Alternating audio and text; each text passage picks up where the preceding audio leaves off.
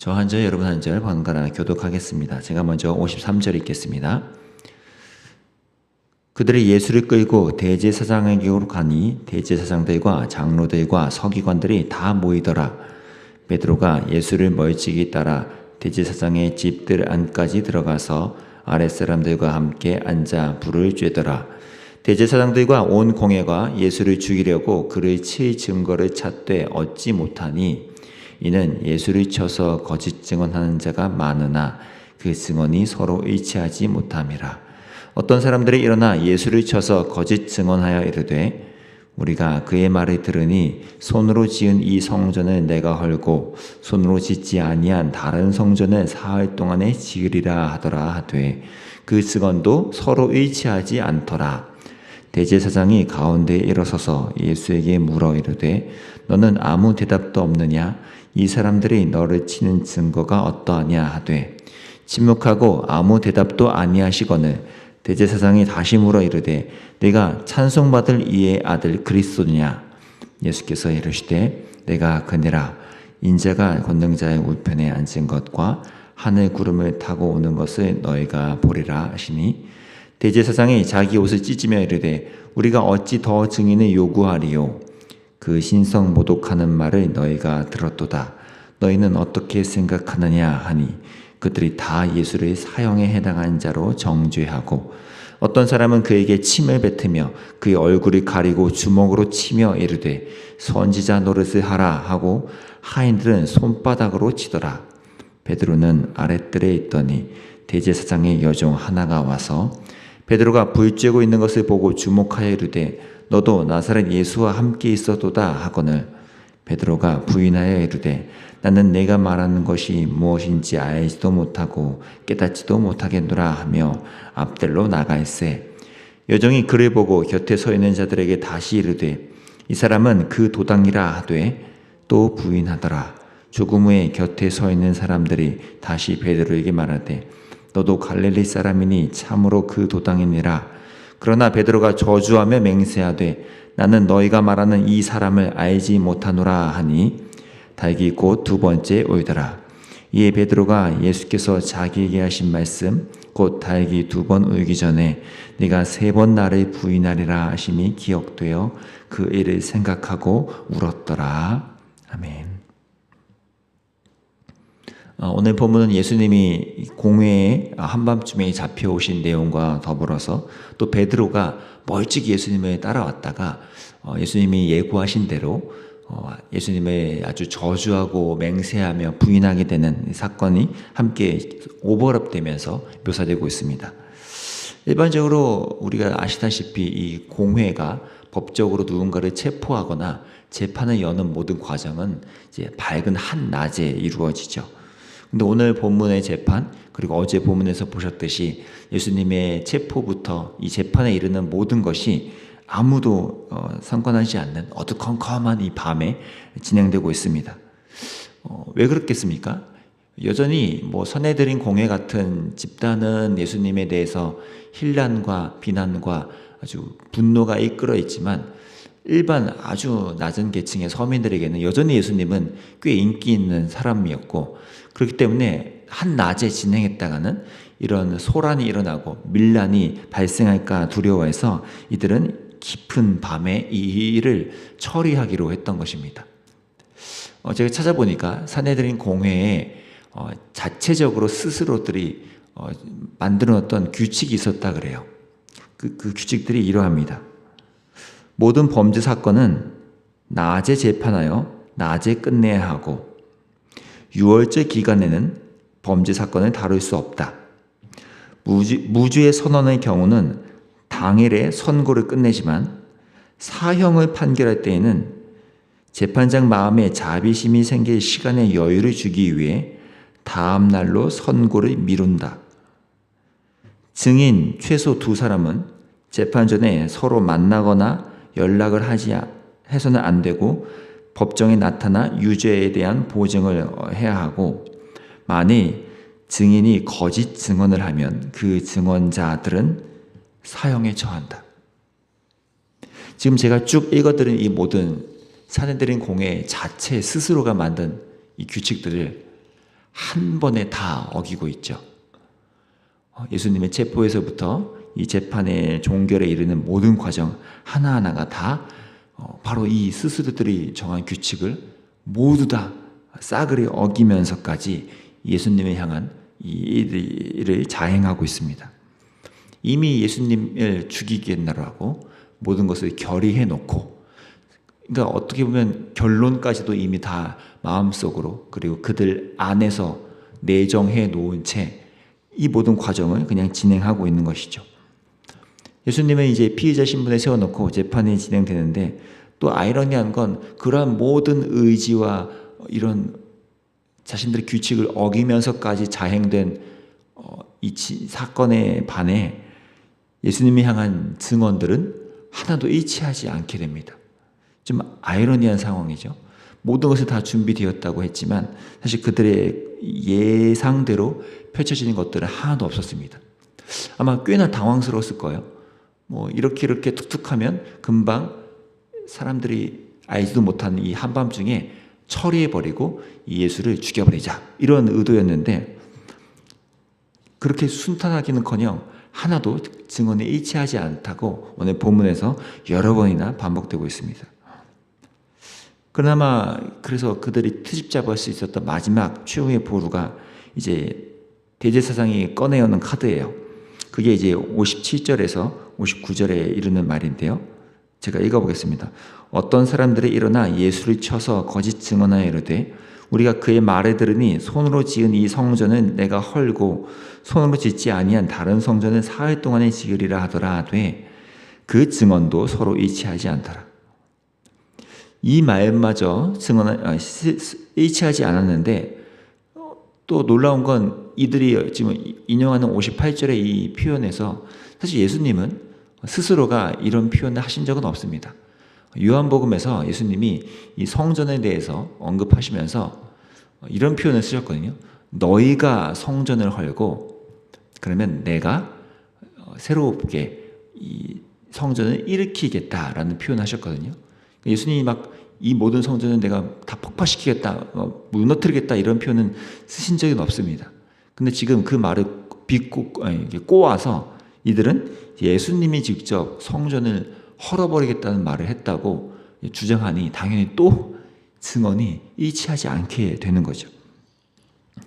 지금 이런 모든 기록들은 지금 여기서 일어나는 모든 증언들, 그리고 이 일들을 자행하고 있는 집단의 내용들이 모두 다 거짓에 해당하고 있음을 말해주고 있는 기록들입니다. 보세요. 그러면 예수님 입장은 지금 어떤가요? 지금 흘러가는 내용들을 보니까 하나도 증언에 일치하지 않죠? 예수님 입장에서도 제가 반론하겠습니다 라고 기회가 주어지면 저는 이 일을 이렇게 기억하고 이런 말을 한 적이 없고 저 증언은 이렇게 사실이 아닙니다 라고 주목주목 반박을 하면서 자신의 무죄를 증언하기가 참 좋은 지금 상황입니다. 이대로만 재판이 흘러가면 예수님은 다시 풀려날 만한 분위기고, 이 한밤중에 일어난 이 긴급 재판은 아무것도 소득을 못 거두고 끝나버린 상황이죠. 그때 이 가야바라는 대제사장이 나서는데요. 61절, 62절입니다. 침묵하고 아무 대답도 아니하시거늘 대제사장이 다시 물어 이르되 네가 찬송받은 이 아들 그리스도냐? 예수님이 이렇게 대답하십니다. 예수께서 이르시되 내가 그니라. 인자가 권능자의 우편에 앉은 것과 하늘 구름을 타고 오는 것을 너희가 보리라 하시니. 희한하죠? 지금까지 예수님이 입 한 번 꿈쩍 않고 침묵하시고 있었거든요. 그래서 흐름이 예수님 자신에게 굉장히 유리하게 흘러가고 있었습니다. 근데 예수님이 지금 스스로 대답을 하세요. 그리고 그것도 그렇다 아니다를 훌쩍 뛰어넘어서 다니엘서에서 예고했던 그 메시아 그리스도에 대한 표현을 스스로에게 표현하시면서 지금 대답을 하십니다. 왜 갑자기 이제 와서 자신에게 이렇게 불리한 답변을 예수님이 꺼내신 건가요? 그냥 조용히 침묵하시거나 말하지 않고 그냥 가만히 있거나 해도 사실 지금 오히려 예수님께 유리했는데 왜 갑자기 예수님께 불리한 분위기로 자초하는 이런 과감한 발언을 하신 걸까요? 첫 번째는 예수님 스스로가 이제 걸어가야 할 십자가의 길을 피하지 않겠다는 적극적인 순종의 한 일면이겠고요.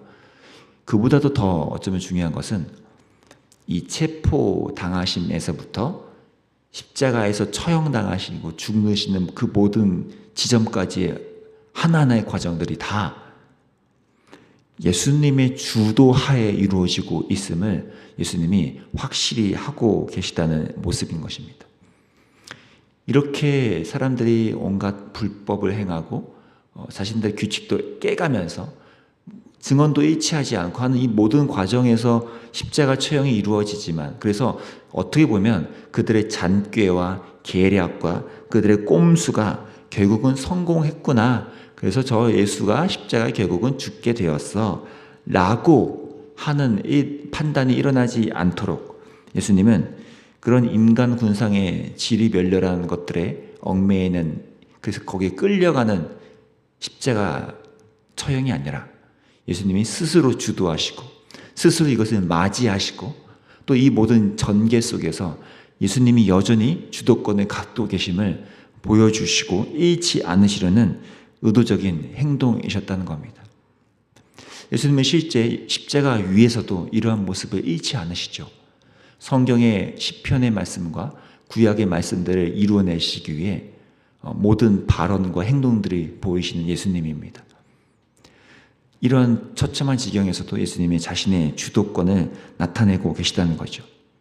심지어는요, 오늘 우리가 구체적으로 다루지 않겠지만 이 베드로의 아주 뼈아픈 무너짐, 예수님이 향한 저주와 맹세함으로써 예수님 부인하는 그 장면에서도 사실 예수님이 이미 예고했던 장면이지 않습니까? 그건 뭡니까?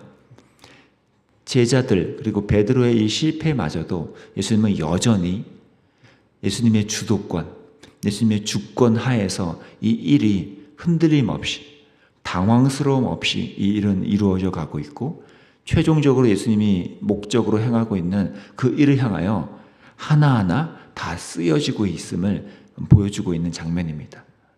지금 이 단면만 잘라서 보면 예수님이 처참해 보이고 불쌍해 보이고 베드로도 아이고 쟤 큰일 났구나 싶은 모습이지만, 이 단면을 넘어서 전체적으로 한번 들여다보면 예수님의 이 잡히심과 재판, 베드로의 배반과 무너짐, 이 모든 것 여전히 예수님의 큰 주도권 하에서 예수님의 회복과 부활과 승천까지 이루어지는 이 모든 과정 하에 이루어지고 있는 한 과정에 불과하다는 것이죠. 저와 여러분의 삶에도 마찬가지 적용되지 않겠습니까? 한 단면을 잘라보면요, 우리는 마치 오늘 이 모습을 보듯이 괴롭고 이게 왜 이렇게 되는 걸까? 왜 이렇게 실패해야 되고 왜 이런 일들이 일어나야 하는 걸까라는 아리송하고 답답한 질문이 우리의 머릿속에 떠오르지만, 예수님이 그 모든 것 가운데 주권을 잃지 않으시고 그 주도권을 한 번도 놓치지 않고 계심을 우리가 바라볼 수 있다면, 우리는 그분이 우리의 삶에서도 동일하게 짧은 단면에서는 괴롭고 처참해 보일지언정 그 모든 삶을 최종적으로 이끌어가고 계시다는 것을 우리가 볼 수 있게 된다는 것입니다. 우리가 찬양했듯이요, 거친 세상에서 실패하거든 내가 어둠을 걸어갈 때, 짐이 무거울 때 그 못자국 난 손을 만지고 그 부활의 주를 바라볼 때 우리는 다시 한번 그분의 주도권을 바라보게 됩니다.